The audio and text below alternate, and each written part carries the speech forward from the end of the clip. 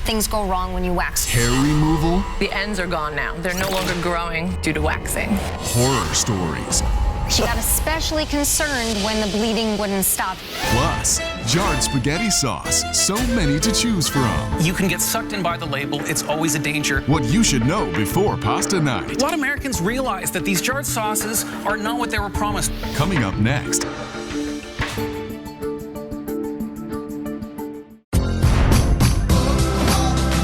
Y'all ready for season 10? Yeah!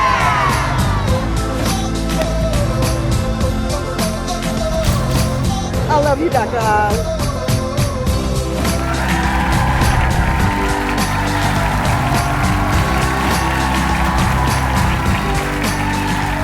In my family, we make our own tomato sauce. It's actually a tradition. Here you see me at a tomato festival making a big old pot. It's fun, brings people together. But the majority of you are buying the jarred stuff, which has for years been off limits, shunned by nutritionists and foodies alike as just mass-produced sugar and salt bombs, turning healthy marinara into a stale-tasting processed food. But we are challenging all the rules and taking a second look at the pantry staple, including jarred pasta sauce. Food journalist and author of The Dorito Effect, Mark Schatzker, is here to help us out. Now, I gotta say, Mark has been simmering over the question, has the story of jarred sauces changed? So please take us through the history of marinara. Well, the classic American marinara sauce doesn't actually get its start in America. It goes back to Naples and Sicily, where it was the sauce eaten by Italian sailors, mariners. Marinara. Get it? Mariner. So, How do you even learn this stuff, Schatzker? It's unbelievable. the story is that their wives would see the fishing boats coming in on the horizon and start to make this sauce. That's a romantic tale, might be true, but what we know to be true is that, like all Italian classic sauces, it is made from fresh, high-quality ingredients. It is simple and uncomplicated and wonderful. And hundreds of years it's in Italy, and then we have the big immigration into America. Move forward a couple hundred years, lots of Americans, 4 million Americans move right here. 4 million Italians move to America. 85% of them come from the South. They brought their beloved sauce, they started cooking it here, and they found in a land of opportunity, there's lots of other ingredients. They started adding things. Now, the most famous example is meatballs. Spaghetti and meatballs is an American classic. Spaghetti and meatballs is not an Italian classic. You go to Italy and ask for it, I've done this, and they look at you like, a little funny, tell me spaghetti and meatballs. What's the matter with you? What are you talking about? So, things really start to get interesting, though, in the 1980s, because that is when the classic Italian sauce moves from the stovetop to the jar. This is when we really started finding it in supermarkets. Now, some of them came from Italian-American families who marketed their own product. Yeah. Some of it came from food companies. But the big changes that were going to come to jarred sauces came from Madison Avenue. Madison Avenue? Let's get into this. By the way, I thought the 80s were all about Rubik's Cubes. I don't know hair why. bands, Rubik's Cubes, and also jarred sauces. Add that to your 1980s. A lot of things happened in the 80s to our food. I think that's one of the things we're realizing. It's been a generation now, but we're all waking up to this reality. So from the 80s to today, jarred sauces changed dramatically. And that's the big message today. What is good? What is bad? So when it comes to, actually, what changed mostly? Besides the fact that they now have super chunky versions. Oh, there's every different kind you can imagine. There's ones with meat, there's ones with cheese, there's a garden variety. It gets confusing. You just don't really know what to make of it. Okay, I see the high-end ones, and I'm never really sure, are these high-end ones that have the restaurant label on them really importantly different? I mean, what if I made that Papa Oz's Bolognese? Yeah. Or is it fundamentally something that they're doing to make that a better pasta sauce? Great question. Some of this is just empty marketing. You can get sucked in by the label. It's always a danger. But there's been a backlash. A lot of Americans realize that these jarred sauces are not what they were promised. They're not like Nana's sauce. So a lot of companies have been realizing, hey, we got to up our game. And they really are making an effort to use better ingredients. Now, all these things cost more money. So the better quality sauce is going to cost more, but it's better quality. And listen, I think that's good news. So you wanted to know exactly what was going on if spending more on jarred sauces made a difference. So we look at the popular sauces out there, and we divided them between the ones that cost more than $6 and the ones that cost less than $6. We just picked that number, but it's reflective of the more expensive and less expensive. So when it came to the quality of the ingredients, just the absolute stuff that they were using, which one fared better? More than $6. More than $6. Think about that. Not surprising, right? But the question is, what are they doing? Why is it that the more expensive ingredients matter? Why should it matter to us? This is one of the biggest surprises I've had in all the research we've done. We finally found an ingredient list that had nothing wrong with it. We found one of these higher-end jarred sauces. It looked like a recipe. Wake us up to this. What kind of ingredient swaps do the low-cost jarred varieties of tomato sauce make that might not be in our best interest? Okay, so you'd think you're buying Italian tomato sauce. It's going to have olive oil in it, right? It's going to have tomatoes. I mean, it's a tomato sauce. Right. Wrong. Wrong. Wrong. You find vegetable oil, soybean oil, canola oil, and you also find tomato puree. Now, what's tomato puree? It's tomato paste mixed with water. So what they do, it saves them money, right? If you're going to ship tomatoes, get the water out of it. It just saves you a lot of transport costs. Sure. They superheat the tomatoes. And you end up getting this metallic off flavor that a lot of us have tasted in that jarred sauce, and you lose the tomato flavor. And the real tomatoes gives you what, besides taste? Oh, the real tomatoes. Listen, anyone who's ever made a tomato sauce knows that there's this magic point. It starts out, it's just olive oil, you put the tomatoes in, it's just hot tomatoes. You're looking at it going like, this is hot tomatoes. And then something happens where it just sort of melts and it starts to condense. The acids condense, the sugars condense. It gets a bit more gelatinous and it becomes a tomato sauce. It has flavor. There is no substitute for that. And tomato paste is no substitute for real tomatoes. You can tell he loves tomato sauce. When it came to the issue of sugar, did it matter with the price? Well, the better quality sauce is also better for you. Explain what you looked at when you examined the sugar. Yeah, that's exactly it. You know, we talked about that problem you get with this high temperature tomato processing. You lose the tomato flavor. You get these off flavors. Well, the companies know that too, so they have to come up with a solution, and their cheap solution is just to add sugar back in, add some salt. It doesn't really make up for it, but it does make it palatable. Now, I should say, if you look hard enough, you can find lower cost tomato sauce with less sugar, but I don't think the flavor is going to be there. All right, then we also can buy a lower cost sauce. So we look at some of the labels for those across the board, and we found the same thing over and over and over again. You pay a little penalty when you try to skimp, and it's not a big price difference, as you noticed. When it comes to fat quality, I wanted to know if price mattered as well. Guess what? When it's a better quality pasta sauce, spaghetti sauce, you have a better quality fat in there as well. You actually, interestingly, found that the higher priced pasta sauces had a little more fat in them though overall. Yes, and this is confusing for some people because we've been taught to be afraid of fat, but as we both know, the fat story is more complicated. There are higher quality fats. Fat's also a more expensive ingredient, but what we found is in the higher end sauces, there's more olive oil. The lower end sauces, it's more vegetable oil. But the other thing about olive oil is it has flavor. It's not this neutral oil. It has flavor. It helps make the sauce have that classic Italian flavor, which is what it's supposed to have. Since you brought up flavor, the ultimate test is the flavor. When it comes to pasta sauce, what's the point? Who cares about nutrients if it doesn't taste good? So we wanted to ask a real-life Italian grandma to see if it were acceptable. Nonna Carmella is here. Now, Nonna, I'm going to be open about this. I know, no Nonna is going to accept a jarred spaghetti sauce. I understand that. But if you had to pick one of these, and you've been tasting them here, if you had to pick one of these, which one would you think was most acceptable to you? There are five choices. I know, and it really wasn't a hard choice. But the one I would have chosen, if I had to, is this one. 4 was okay. It was livable. And the answer, you all see this? It was a above $6 pasta sauce. What makes a tomato sauce good for you? Well, I taste. You need San Marzano tomatoes from Italy. Don't be cheap. You need good olive oil. Good olive oil. You need garlic. The whole house has to smell like garlic for days. And then it's got to cook. It's not bad. I like it. I like this. All right, when you come to my house, I'll make you that. Done. A Okay? toast to you. Toast to yours. There's hope for jarred spaghetti sauce after all, everybody. We're going to be putting Mark's Jarred Sauce Buyer's Guide online. Check it out with some criticism from Nonna, of course. When we come back, Mark shows his 4-step solution to any jarred sauce to make it taste even better, to make it taste even more homemade. Stick around. You know what you got?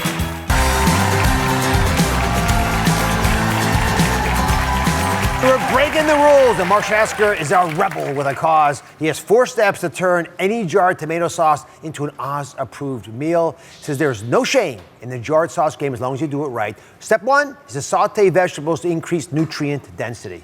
Makes sense. Makes sense, and you also increase flavor. So there's no law that says you can't do anything to this, that it's somehow perfect and complete. Have a bit of fun with it. All you do, you heat up some olive oil, you chop up some garlic, you chop up some onion. It is so simple. You put it, you can hear that sizzle? Oh, yes. That's what you want to hear. Smell that incredible cooked garlic. You put in some onion, saute it. What you want, you don't want the garlic to burn. You want the onions to become transparent. Cook it a little longer than I am right here, and then it gets really easy. So it's like making a regular sauce. Make it translucent. It's good to go. And then in Oh, you you're go. kidding me. It's that simple. No one will know. And just exactly. You can just tell me, man. You sort of did make it yourself. That's right. Exactly. You did make it yourself. Exactly. Technically. And listen, you don't have to be limited to just garlic and onion. See what's in the vegetable drawer. You can use celery, you can use carrots, you can use peppers. My only advice is don't clear out the vegetable drawer. We're not making vegetable soup. We're making pasta sauce. All right. Second big step is to add some protein. You like to add your own. Yeah, I don't love the jarred sauces that comes with meat. You don't exactly know what meat's going in there. And It's mushy sometimes. It's mushy, a lot of sodium. One of the best, especially if you're trying to cut back on meat, but you love the flavor of meat, is pancetta. This is like Italian bacon, but it's not smoked. Just saute that, just like you did this stuff. Don't put it in raw. Saute it, add your sauce. It just gives this meaty, delicious presence. But if you want something a little, to stick to your ribs, ground beef, ground veal, do the same thing. You get some sear on them, get some flavor going, and just add the sauce and turn the heat down. I like ground turkey a little leaner. I still think it's filling. It adds a little something extra to the pasta sauce. But listen, you got a lot of choices here. You get your protein any way you want. Next step, dairy. This is the part where it's just so easy. I don't know why we weren't already doing this.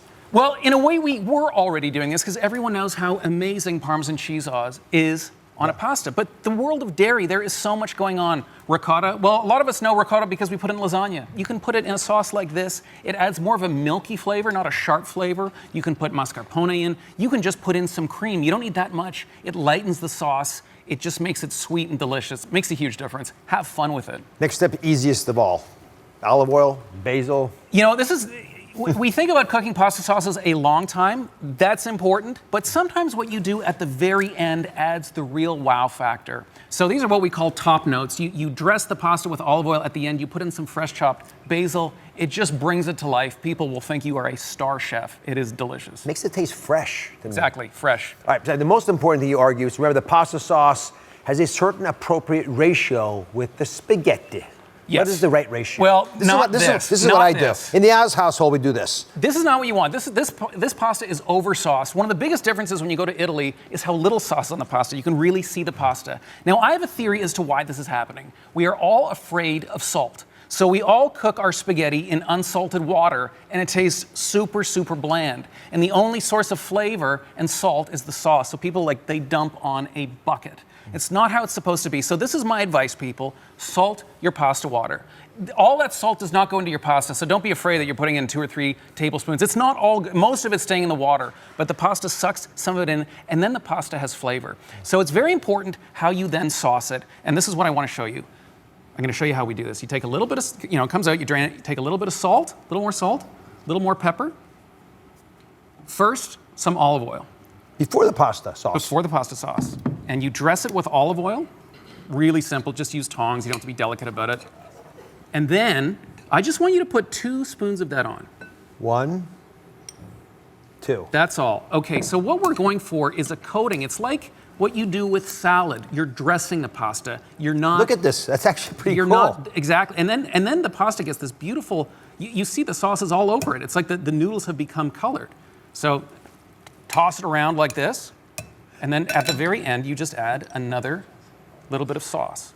With a little freshness.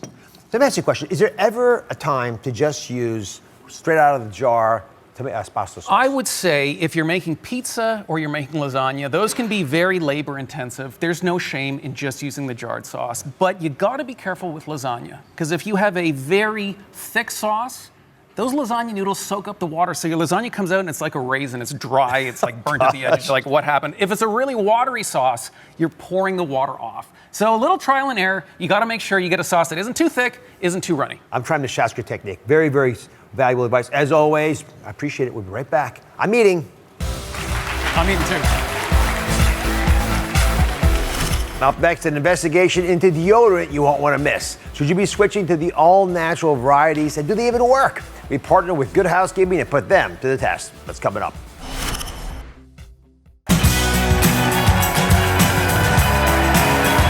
Whether you're looking to make the switch to a natural deodorant, or you've been using your same brand of antiperspirant for years, we all want to know, is it doing the job it should be? And is it safe? To find out, we partnered with Good Housekeeping to create a deodorant test lab right here in our studio. And we are investigating the natural, the stick, and the spray deodorants to see which are the best to conquer your 3 most pitiful problems, pardon the pun, like body odor. You like my jokes? Yeah, all right. Hey. It's still pitiful, the jokes, aren't they? And then there's sweat. You're all worried about sweat. She knows. We'll find out a little more about you in a second. And finally, those dreaded white marks that always end up on your favorite black shirt. Aren't they terrible? Awful. Let me see yours. Okay right now. You're okay right now, but time will tell. All right, joining me now from Good Housekeeping Institute's Health and Beauty Lab is Beauty Director April Franzino.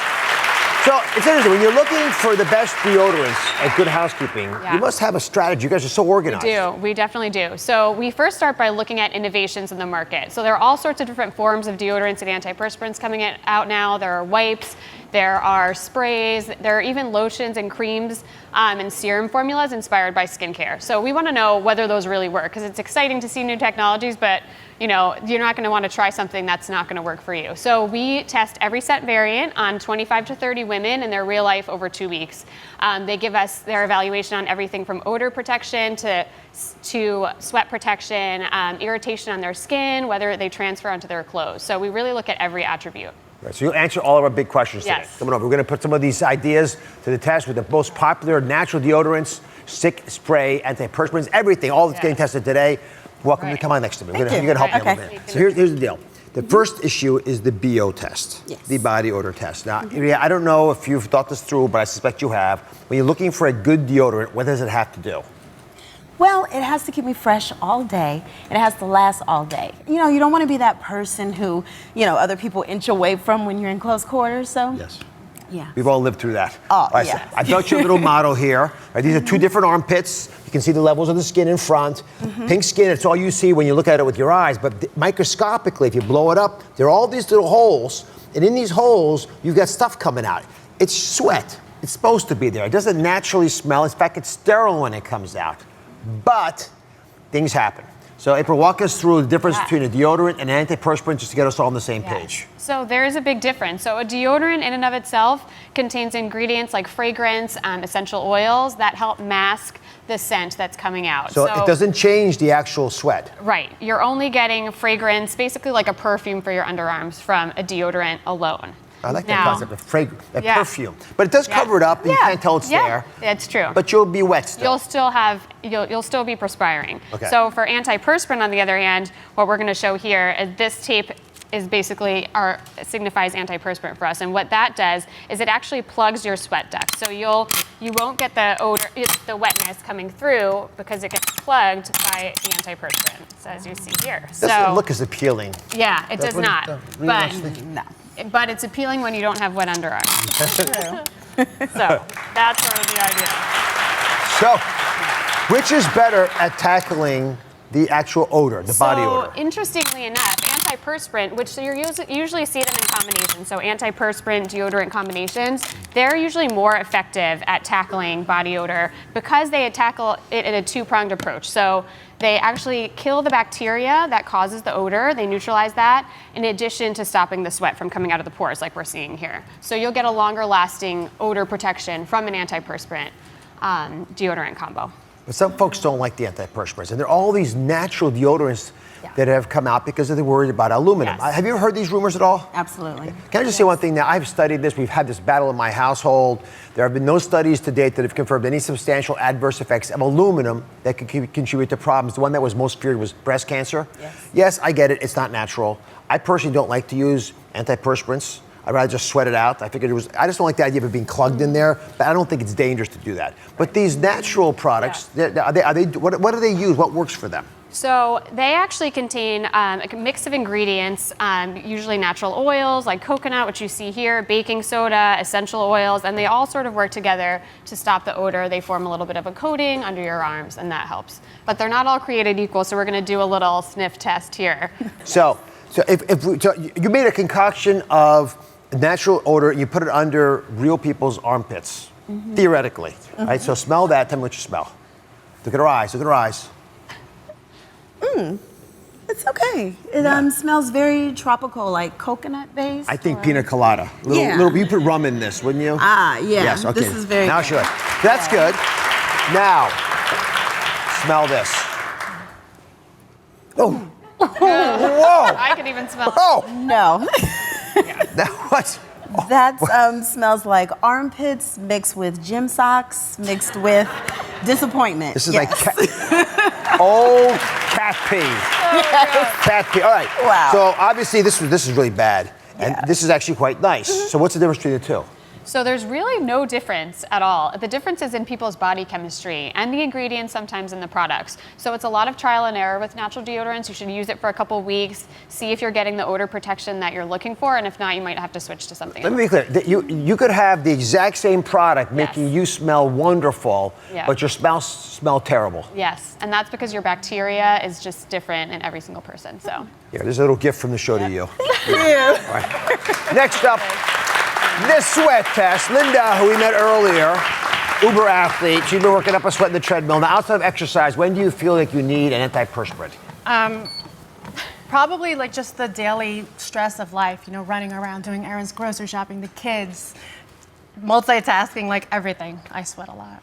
All right, so Linda did a little experiment for us. Before the workout, she had 2 products applied, one under one armpit, you had a deodorant under one, an antiperspirant on the other, and you put paper towels to see if it would work. I did. If there's a real difference. Yeah. Because some people think they sweat, they don't really sweat that much, other people more than they think. Are you ready to see how the products all stood up, guys? Yeah. All right, let's see the antiperspirant towel first. The antiperspirant, not the natural one. No, the antiperspirant, the one that will help to keep you. Oh, here, you hold this. Yep. No, I'm kidding.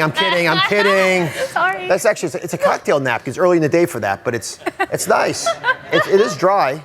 Okay, let me see this is the natural product, the deodorant. It's a little wetter, but not a huge difference.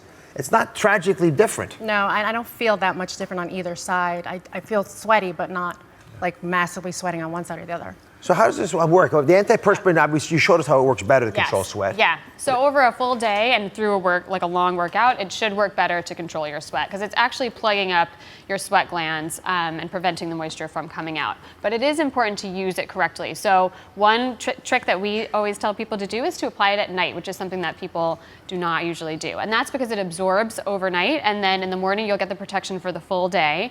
And it also will prevent any transfer on your clothes and staining that. My wife tells me that. I thought it was the dumbest advice ever. She was right? She was right. Oh my goodness. Did you know that? No.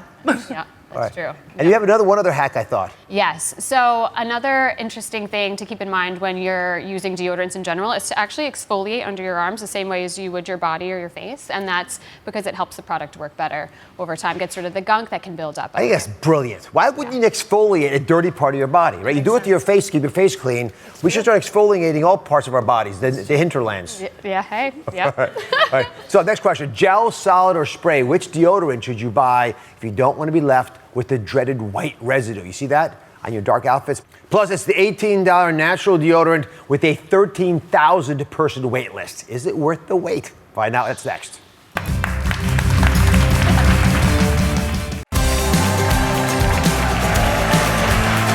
From the dreaded white marks on your favorite black shirt to the yellow underarm stain on your white button downs, which deodorant is the best to avoid these fails? That's our big question. So we put the sticks, the gels, the sprays to the test with the help of April Franzino from the Good Housekeeping Institute's Beauty Lab.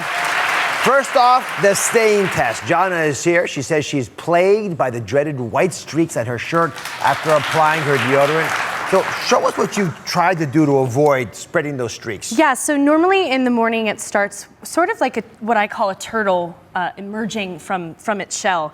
I start by sticking both of my hands as wide as possible to my shirt. It starts with a nice little over the head, and then it's a very dramatic, this kind of like a this way kind of thing. She is an Olympian. Oh my goodness. Kind of like that. Cirque du Soleil of sweaters. Stunningly good, Jana. Thank you so much. Does it work? No. Okay. I still, at the end of the day, halfway as I leave the house, I'll look down as I'm on the subway and I've I've found they're somewhere. They Contamination. always, yeah. All right, come on over. You're not alone. We set up a little experiment putting 3 popular application types to the test: the clear gel, the solid stick, and a spray. April's back with Good Housekeeping. Explain what we did. All right, so we have black t-shirts, which are the worst offenders for these white marks, and we applied a spray, a solid, and a gel deodorant antiperspirant formula to each of these. We let it sit for an hour to let it absorb and mimic what would happen in your real life, and now we get to see which is the worst offender of these. Are you ready? 3. I'm very ready. All right, let's start with spray on first. Okay, let's do the spray. So you'll see here, spray. A little bit of a mark. Yeah. Right, then gel. Ooh, it's more of a mark. Yeah. This is the part that really blew my mind. Look at solid. Yeah. I mean, this is remarkable. So is this why spray-ons are making a comeback? Yeah, so sprays are really becoming more popular now. They go on more sheer than the other formulas. As you can see, the sprays, the solids and gels tend to leave a film under your arms that can transfer onto your clothes. So we're really seeing sprays increase in popularity. One thing to keep in mind, even though they're safe for the environment, at this point, you still want to not spray them in an enclosed area. So make sure you have ventilation and try not to spray them close to your face so you're not inhaling them. Right, and you said it quickly, but it doesn't destroy the ozone anymore. Right. I was told never to use sprays again. They've gotten smarter about this. Yeah. So you have an option here. This is a nice sweater, by the way. Thank you. You could keep it nice and black. I can. So would you go with the spray on? I would. I've done the solid, but after seeing how drastic that is, I would definitely try this spray on for sure. And how are you going to stay in shape if you don't have to do that acrobatic maneuver to get your sweater on? I don't know. But now it'll be easier. All right, thank you very much, Of Donna. course, thank you. All right, now what about the dreaded yellow pit stain so many of you complain about? Men have this problem big time as well. It's always on our white shirts. So where do they come from? I don't understand how you get yellow from nothing yellow. So sweat itself is odorless and colorless on its own. So you're not going to get the yellow mark just from sweating. But what happens when you apply an antiperspirant is that the active ingredient in it, aluminum, interacts with the proteins in your sweat, and that causes the yellow staining that we all dread. It is a big issue. Encyclopedic knowledge. I appreciate it very much. By the way, you can pick up the July issue of Good Housekeeping on newsstands now. It is absolutely fabulous. Next, a new deodorant is making headlines because it costs $18, and there was a 13,000 person wait list to order it, including Renata, our go-to tester. Hello. She wanted to see what all the hype was about. Yeah. You got on the list. You waited 13,000 people. You finally got it. Finally got First it. impressions. Okay, so the first thing I did was I took it off and I smelled it, okay? Because, normally when I'm in the grocery store, I take it off even though I'm not supposed to, okay? But I take it off in the grocery store and make sure it smells good because I usually like a powdery fresh. Yeah. And this one gave me what I needed, yes. All right, what does it claim to do? Okay, so now this one is supposed to be antibacterial, antifungal, anti-inflammatory, and it reduces odor-causing bacteria with natural ingredients like coconut, green tea, and vitamin E, and a little bit of sage, too. Put some sage up under there, okay? Yeah. Right. Now, you know what, though, Dr. Ross? They use cornstarch to help with the you know what I mean. And the you know what I mean is the smell. So I'm sorry, the smell and sweatiness. Instead of the baking soda that I know a lot of the natural products they use cornstarch. Cornstarch, yes. So when I got here, I put it on. I'm in my dressing room doing jumping jacks, okay? I'm getting sweaty. I'm getting worked up. I don't know what you Oh, you did? Yeah. Oh, come on. You're showing off.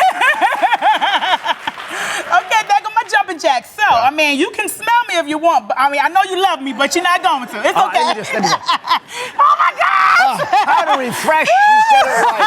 Renata. Next up. As we go to break, the Good Housekeeping Lab made a video showing you how to remove those yellow underarm shirt stains that I know you all can't stand. Take a look. I'll be right back. Hi, Dr. Oz. It's Carolyn Forte here at the Good Housekeeping Cleaning Lab, and I'm going to help you get those nasty yellow sweat stains out of your white shirts. Now, here's a white shirt that we started with a stain under each arm. That's the before, and this is the after. Looks pretty good. What we did is we soaked it in vinegar first to help dissolve the salts in the perspiration for maybe 30 minutes to an hour or longer, depending on how severe the stain is. Then we soaked it in a solution of hot water, laundry detergent, and either all fabric bleach or chlorine bleach, whatever's safe for the fabric. And the stains were gone. Up next, hair removal horror stories that will make you say, ow. Okay, are we ready? Yeah. Ready? Yeah. Here we go. Ah!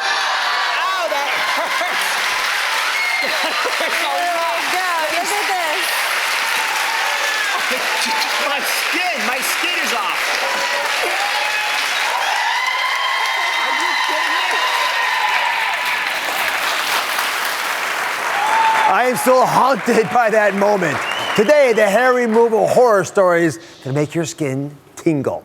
So if you're looking for smoother skin on your legs and decide to go in for a laser treatment, and then let's say this happens, you wouldn't be too happy. You look at a postage stamp.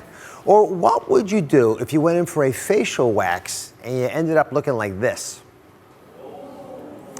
Joining me via Zoom is Jennifer, who had a laser hair removal horror story that left her scarred for life. And I'm going to warn everybody right now, this burn photo you're about to see, it's pretty graphic. It's actually Jennifer's leg. So, Jennifer, here it's going up. Everyone can see it now. All right. So take us back to that painful moment. What happened? After checking reviews online, I find a place with great reviews. So I go in for a consultation. Visible tattoos on my legs, everything seems okay. No problems. I go ahead and prepay for all my sessions. I come back a couple of days later, start with the first session. And as she tells me that, my tattoos may scab a little bit, they may fade, but no red flags. She's going over my legs with the laser treatment, and I told her it's noticeable pain when you go over my tattoos. And she makes a comment like, beauty is pain, no big deal. And as I'm walking out the door, they're already raised, already starting to blister. So that picture we just showed, those look pretty horrific. How much did that recovery hurt? That was the worst pain I've ever had in my life. We were washing them off in the evenings. You could watch my skin fall off and go down the drain. I would cry. I'd beg them to stop. I would get so sick that I would vomit. And that's the worst pain I've ever had in my life. So what do you do now when you want to get your hair removed off your legs? I shave. You shave? Very carefully. You're a smart woman. Thank you very much. Let me bring in someone who has seen it all, dermatologist Whitney Bowe. That was a really bad story, but sure was. You've collected a bunch. You've got a busy practice. Yes, we have some horror stories to share with you. So take a look at this one. So this woman went to get her back waxed for the very first time. And after she waxed, she developed this itchy rash all over the area that was waxed. But not only was the rash itself unsightly, uncomfortable, but even when those bumps resolved, even when the rash resolved, she was left with sequelae. She had brown spots all over her back for months after that incident. Let's show everyone what's happening under your skin. Right? This is what happens when removal goes wrong. Let's get ready to wax. So we built you a hair wax demo for the first time ever. I thought you'd be impressed by this. And just to look at it carefully, right? You've got hair, right, that's attached to a follicle down here, that little root. Right? And the reason that it hurts when you wax is you're literally ripping the hair out and tearing this root off the follicle, off the rest of the skin, right? That sounds like it should hurt, and it really does. And so if you want to violate that natural human instinct for your body to hold on to hair, at least acknowledge that there might be some damages. So let's say you put a little waxing strip on your hair, and I gather you guys do this. I don't personally do this anymore. You saw the one time I tried, right? Is that what you do? You guys know that when that happens, you know what you do, right? You brace yourself. You've all been there. You start holding your breath. You're like, oh gosh, here it comes, here it comes. All right, go for it, wax. Right. Are you ready? So then when you're ready to go, you ready? Here goes. You rip the hair, get in your hands, and ooh. Now you've all been there. Successful wax.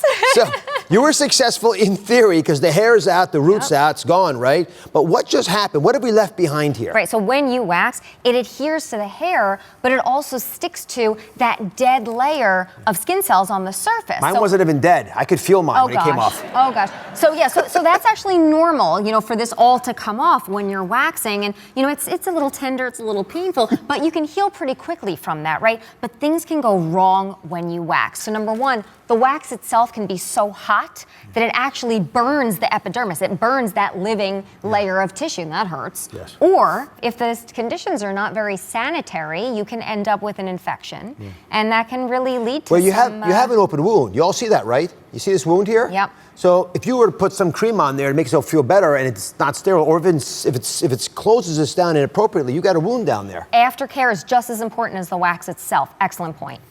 I'm starting to have a little sympathy pain, having witnessed this myself personally. I feel badly for all of you who are putting yourself through this. The question is, can you ever recover from a hair horror removal like this? Well, up next, what to do when your hair removal goes really wrong. Take a look. Yep. What do you do for that? Wrong, wrong, wrong. Stick around.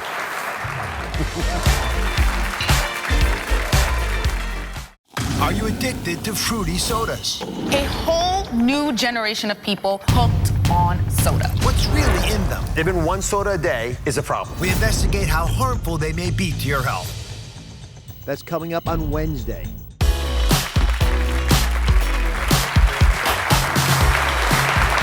We are back with hair removal horror stories that will make your skin tingle. The big question in the aftermath of hair removal horror stories is, what do you do next? Dermatologist Whitney Bowe is back along with Jen, who says she doesn't know what to do about her overwaxed brows. So let me look for a second. So you say your brows are they're too thin, you say? They're too thin, and actually the ends are gone now. They're no longer growing past a certain point due to waxing. Yes. Too many waxes. Way too many waxes at the nail salon. Not a good idea. Whitney, you've covered these horror stories quite a bit. You have a fair number you could have given us. We've got Jen here. So first of all, how long does it take for the hair to grow back? Well, so in general, it takes about 64 days on average, about 2 months for an eyebrow hair to grow back. But as Jen said, if you wax or pluck or tweeze or thread, anything that removes it from the root over time or frequently, you can actually permanently damage the bulb. You know, that's the stem cells, that's the part that grows the hair. So over time, some of those hairs may never grow back. So in the meantime, we have some recommendations. That's the point here. Come on over, Jen. So in the case of a horror story, Whitney, as a dermatologist, what do you recommend that we do? Because it's going to take 64 days, as you point out. That's a long time. So in the old days, we used to all wear eyebrow pencil. But now there are these new products. Let's take a look at this one. These are eyebrow gels that are actually waterproof and they're smudge proof and they last for a couple days. So for some of my patients, these are game changers. So have you heard of gel before? I have. I've never used it. I haven't. I penciled them in. I don't do a great job, so I try. You stay inside the lines when you pencil? Is that a hard thing for women to do? I look like a clown by the time I'm done. Come on over. Have a seat, and Whitney can show you how to apply the gel. Because the gel's, it's completely different from using a pencil or It's very crayon. different. I'm going to actually have you hold the little spoolie, the little brush. That's an essential step. You want to finish with that. So what you do is these gels, you want to take out the applicator. And what you do first, and you're game for this? You're ready for me to apply a little bit of a brow here? Let's go. All right, so you want to start. So here's your applicator tip. It's got the gel. You actually want, if you want to face forward, what I'll do is I'm going to start in the middle of the brow, and you want to use short strokes, guys, because you're sort of learning how to gain control here. And then you can work onto the tail of the brow. So it's starting to clump a little bit. That's one of the problems with the applicator tips that are a little bit on the thick side. So then you go towards the center. You want to sort of fill in the center. You do want to coat the entire brow because you want the color to be even throughout. But what's really magic is when you bring in that spoolie or you bring in that little brush, because what that's going to do is it's going to really help to sort of even out and disperse that gel. It is staining the hairs and sort of making the hairs look a little bit larger. So when you do wash, it sort of does wash off. But there are products that should be coming to the US shortly that stain both the hair and the skin. So stay tuned. I think this technology is only going to get better. Total difference, 100%. I like it. I like it too. The old you. I love it. And you saved Back to 64 10 years days. ago. I know. Now I'm back 10 years younger and I have eyebrows. Nice. All right, thank you very much. Next horror story is waxing and burning the skin off your upper lip like that photo we just showed you all. Yes. Just to remind you, it's not a happy camper there. So what should you do if you rip the skin off your upper lip? So the first thing you want to do if you get a burn is you want to cool the burn. And then after you're done cooling the burn, I love honey. Honey is amazing when it comes to healing wounds. But guys, we're not just talking about any honey. Yeah. So if you buy honey from the supermarket, it can actually have little bacterial spores contaminating it. So you want to look for what's called medical grade or medicinal honey. It dramatically speeds the wound healing process. Oldest medicine known to man. They probably developed it for people waxing 10,000 years ago. Definitely. Probably happened. All those ancient Egyptians were waxing. I have no personal experience with this problem, but once in a while I hear bikini waxing goes wrong.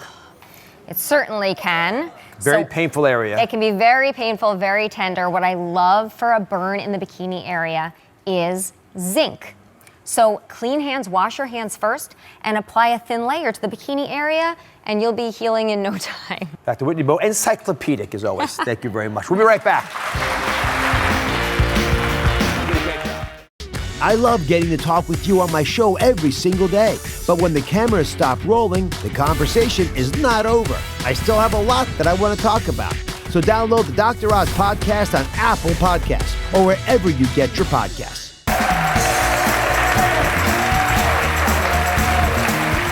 Today, two of my favorite things together, kale and a massage. Now, I love kale so much, it's that people give me shirts with kale on the shirt. See? Oh, kale, yeah. That's from a good friend. You might know Jamaica Pessoa gave me that. Now, I'm breaking down the science of why you should be massaging your kale. I'm here with Stacy, who says she eats kale several times a week. I am so proud of you. I'm Stacey. trying. How do you like to prepare it? I eat it chopped up in salads. So, do you ever find something that's a little bit tough? Very. Yes. So I got an idea for you. Have you ever massaged your kale? I must say, I have never massaged my kale. My wife massages kale, and I finally figured out why she does it. Come on over here. All right. I'm going to teach you a little bit about the TLC around kale. Now, if you look at a leaf under a microscope, it looks like this. You see these little things, these little circles? Mm-hmm. Those are plant cells, basically. They're like human cells and animal cells, right? Unfortunately, they're sort of tough to digest. You got to chew through it. That's why you struggle with kale sometimes. So there's a theory that if you massage the kale, it helps break these leaves down, make them more tender. These nutrients, when they break apart, not only can you chew them more easily, but they release their nutrients. Very good. That's a pretty cool idea. That's very cool. The question is, does it really work? So we're going to put it to the test. So you get the massage, you can don the gloves, right? And I'll talk. So the massaging is quite easy. Here's how you do it. You have the kale here. You add half a lemon. Okay. Right? That's the juice of it. Right? And then you add a little olive oil. There, now get massaging. All right, just... Yeah.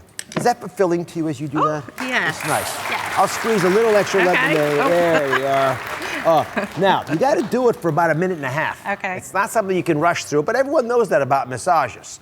So just while you're massaging, I'm going to see if this works for you. So I have my sterile gloves on. I'll rip this for a second. Okay, that's the normal, unmassaged, Very rough, chewy. a little bit bitter sometimes, and actually might not even be as good for you because it's not been massaged. All that tender, loving care allows nutrients to come out. Are you ready? I'm ready. Okay. That's the massaged version. It really is better. Isn't it? It really is. Smoother. Yes. Rolls around your mouth a little more readily. Yep. It's like it was actually done for you by someone who really loves you. That's right. Which is what you've done. Keep going. You got a minute and a half. Sorry. You can't quit in the middle of a massage. I quit too early. Sorry. Together, change is happening, my friends. Our journey is just beginning. Here, I'll help you. I'll relieve All right, you. help me. I'll help you. I'll relieve you. Thank you. I'll take over.